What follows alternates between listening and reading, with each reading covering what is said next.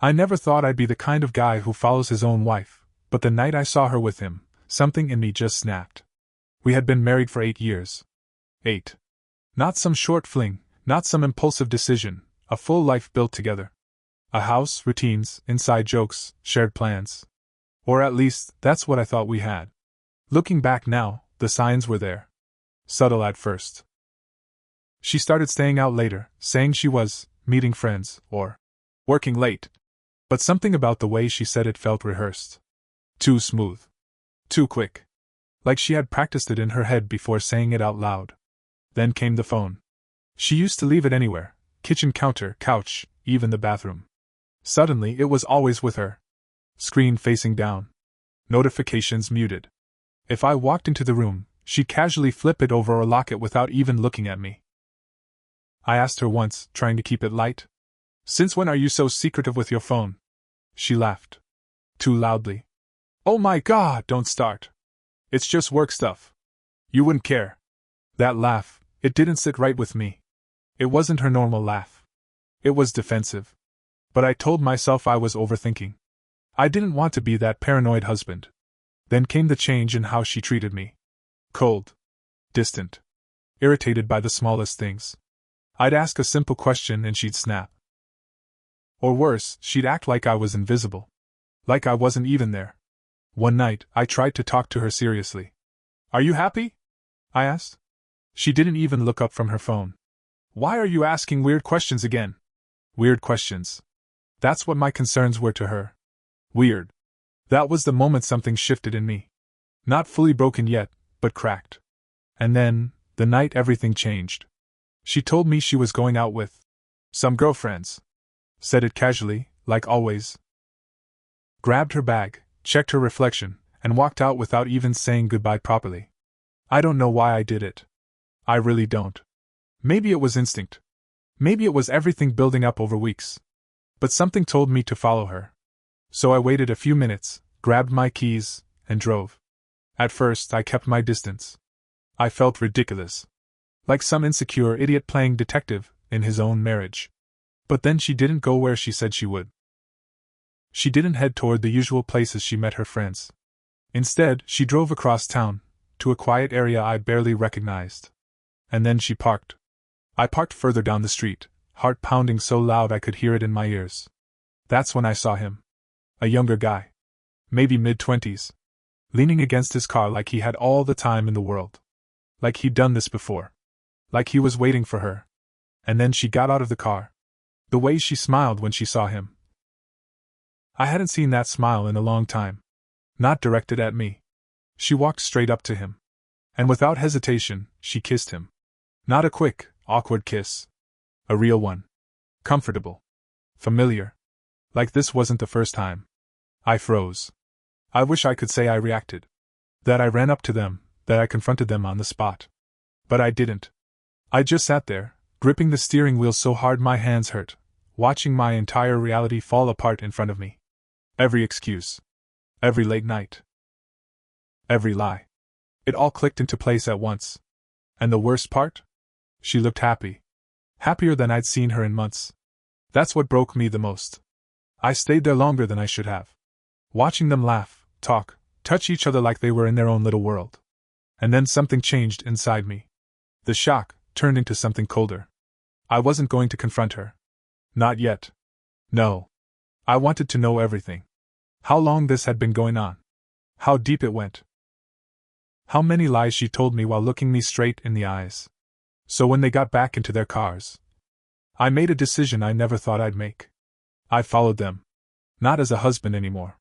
But as someone who needed the truth, no matter how ugly it was. And deep down, I had a feeling this was only the beginning. I kept my distance as they drove off, trying to stay calm, trying to think clearly. But my hands were shaking so bad I had to grip the wheel with both hands just to keep the car steady. She followed him. Not the other way around. That detail stuck with me immediately. It wasn't some random encounter. This was planned. She knew exactly where she was going, and who she was going to. They drove for about 15 minutes before turning into a quiet residential area. The kind of place where no one pays attention to anyone else. No traffic, no lights, just rows of houses and silence. He pulled into a driveway. She pulled in right after him. I drove past slowly, pretending to be just another car passing through, but I caught a glimpse of the house. Small. Nothing special. Definitely not somewhere she had ever mentioned before. I parked 2 streets over and just sat there for a moment, staring at nothing. My brain was racing. Part of me wanted to just drive home and pretend I never saw any of this. To live in denial a little longer. But that part of me was getting weaker by the second. I got out of the car and started walking. Every step felt heavy. Like I was walking towards something I couldn't come back from. As I got closer to the house, I slowed down. The lights were on inside. I could hear faint laughter coming from somewhere deeper in the house. Her laughter. I hadn't heard it like that in so long, and hearing it now, in someone else's house, with someone else. It made my chest feel tight. I moved closer, staying in the shadows. There was a side window partially uncovered. I didn't even think, I just looked. And I wish I hadn't. They were inside like they belonged there. Like this was normal. Comfortable. Easy. She had kicked off her shoes, curled up on the couch next to him, her body turned toward his like she didn't have a care in the world. He was touching her arm, casually, naturally. And she wasn't pulling away. She leaned into him. That was enough. But I couldn't stop watching. I don't know why. Maybe I needed to hurt myself with the truth. Maybe I needed to see it fully so there would be no doubt left. Then she said something that made my stomach drop. I hate going back there, she said. Back there. My house. Our home. She rolled her eyes as she spoke, like she was talking about something annoying. He's always asking questions lately. It's exhausting. He laughed. Then leave. Just like that. Simple. Like my entire marriage was nothing more than an inconvenience to them. She sighed dramatically. I will. I just need time. I don't want it to get messy. Messy. I felt something twist inside me. All those nights I stayed up worried about her, all the times I tried to fix things, all the conversations she avoided. And this is how she talked about it. Like I was a problem to manage. Not a person. Not her husband. A problem. I stepped back from the window, my breathing uneven. That was the moment it really hit me. This wasn't just cheating. This was betrayal on a level I didn't even think she was capable of. But it didn't stop there. A few minutes later, I heard movement again. I forced myself to look one more time. She was standing now, closer to him, and then she kissed him again. Slower this time. More intimate. Her hands on his chest. His hands on her waist. Like they had done this 100 times before. I couldn't watch anymore. I turned away, walking back toward my car, but my legs felt numb. I got inside and just sat there in silence. No music. No thoughts. Just emptiness. And then something shifted again. The anger came in. Slow at first, then stronger. Not loud, not explosive, just cold. Calculated. Because now I knew something important. This wasn't new. This wasn't a mistake. This was a whole second life she had built behind my back. And if she thought she could just leave when it's convenient. She had no idea what was coming. I pulled out my phone. At first, I didn't even know what I was going to do. But instinct took over. I started recording. The house. The car in the driveway. The license plate. Every detail I could capture without getting caught. If this was going to end, it wasn't going to be her version of the story. It was going to be the truth. All of it. Then I went back to the window one last time. Not to hurt myself again. But to remember. To lock this image into my mind so I would never doubt what I saw tonight. She was laughing again. Smiling. Happy. Like I didn't exist. I walked away without looking back this time. Got in my car. And drove home alone. But something was different now. The confusion was gone. The doubt was gone. All that was left was a plan forming in my head. I wasn't going to confront her yet. No. Not until I had everything. Every lie. Every meeting. Every excuse she ever gave me. If she wanted to play this game, I was going to finish it. And this time, she wouldn't be the one in control. I didn't sleep that night. I just lay there, staring at the ceiling, listening to the silence of the house, waiting for her to come back. Every sound outside made my chest tighten. Every passing car. Every door in the distance. And then, around 2:30 a.m., I heard her. The front door opened quietly. Too quietly. Like she was trying not to wake me. I closed my eyes instantly, forcing my breathing to slow down, pretending to be asleep. Her footsteps were careful. Measured. She moved through the house like a stranger, not like someone who lived there. Then she entered the bedroom. I could feel her presence before I even heard anything else. She stood there for a few seconds, watching me. I could feel it. And then she sighed. Soft, almost annoyed. Like coming back here was a burden. She changed quietly, got into bed, turned away from me. And within minutes she was asleep. Just like that. Like nothing had happened. Like she hadn't just spent hours in another man's house. That's when I realized something that hit harder than anything I saw that night. She wasn't even afraid of getting caught anymore. That level of confidence, that carelessness, it meant this had been going on for a long time. And she thought she was untouchable.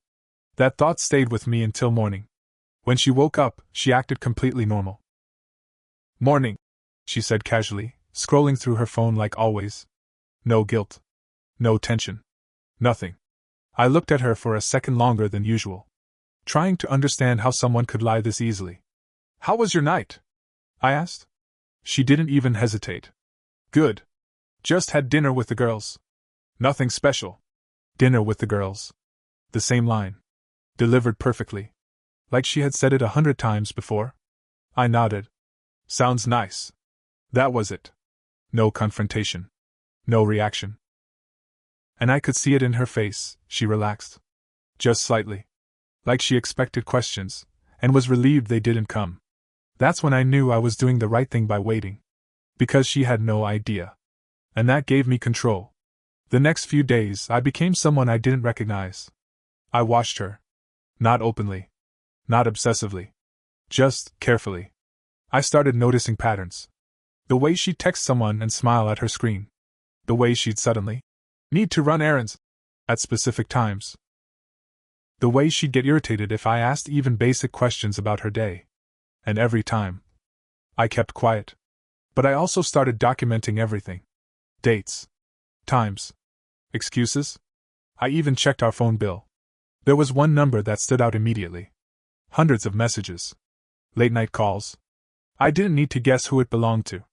A few days later, she said she was going out again. "Just meeting a friend for coffee," she said, already grabbing her bag. I nodded. "Okay." Same routine. She left. I waited. Then I followed. This time, I was calmer. More focused. No shock. No hesitation. Just purpose. She didn't even try to hide it anymore. Same route. Same area. Same house. I parked further away this time and waited. After about 10 minutes, I saw him arrive. And then she came out to meet him. Outside this time. They didn't even go inside right away. They stood there, talking, laughing. And then she kissed him again. Like it was the most normal thing in the world. I pulled out my phone and recorded everything. Clear. Undeniable. No room for excuses. But then something unexpected happened. They started arguing. At first, it looked small. Just a shift in tone. But then her body language changed. Sharp movements. Hands in the air. Frustration. I moved closer, staying out of sight, trying to hear. "I told you I need more time," she snapped. He shook his head. "You've been saying that for months." Months. That word hit me like a punch. Months. This wasn't recent. This wasn't a mistake. This was a full double life. "I can't just leave like that," she continued. "There's too much to deal with." He laughed, but there was no humor in it. "Or you just don't want to give up the safety." She went quiet for a second. And that silence said everything. He wasn't wrong. She wanted both. The comfort of our life, and whatever this was with him. And suddenly, everything became clear. I wasn't her partner anymore. I was her backup plan. Her safety net. The guy she could fall back on if things didn't work out with him. That realization burned. But it also made something inside me solidify. There was no saving this. No fixing it. No conversation that could change what she had already done, and what she was still doing. I kept recording as their argument died down. Eventually, they went inside again. And I didn't follow this time. I had enough. More than enough. As I walked back to my car, I felt strangely calm. Not numb. Not broken. Just clear. Because now I had everything I needed. The truth. The proof. The timeline. All the pieces. And for the first time since this started, I wasn't reacting anymore. I was deciding. And what I decided next was going to change everything. I didn't wait long after that. The next evening, she walked in like nothing had changed. Same routine. Same calm expression. Same illusion. Hey, she said, dropping her bag. Long day. I was sitting at the table. Waiting. Yeah, I replied. We should talk. That got her attention. She froze for just a second, then forced a smile. About what? I didn't answer right away. I just pulled out my phone and pressed play. The video. Her face changed instantly. The color drained. Her eyes widened. Panic. What is this? She snapped, but her voice was already shaking. I let it play longer. Her kissing him. Laughing. Standing in front of his house. Then the argument. Months. I paused it. Silence. For a moment, she didn't say anything. Then it all came out at once. You followed me? She yelled. That's insane. What's wrong with you? There it was. Not guilt. Not remorse. Anger. At me. I just looked at her. That's what you're going with? I asked quietly. She started pacing. You invaded my privacy. You don't trust me, you. I saw you. I cut her off. That stopped her. Her mouth opened, then closed again. For the first time, she had nothing ready. No more lies, I said. I know everything. She tried anyway. It's not what you think. Months, I said. You told him that. I heard it. Silence again. Then the excuses started. I was confused. We were having problems. You've been distant. Every word sounded rehearsed. Empty. Like she was reading from a script. I felt nothing. That was the strangest part. No yelling. No anger left. Just clarity. I'm done, I said. That hit her harder than anything. What? She whispered. I'm done, I repeated. You can figure out where you're going. But you're not staying here. Now the panic was real. Wait, you can't just throw everything away, she said, her voice rising. We can fix this. Fix this. After everything. I shook my head. You already made your choice, I said. You just didn't think I'd find out. Tears started forming in her eyes now. Real or not. I didn't care. I didn't mean for it to go this far, she said quietly.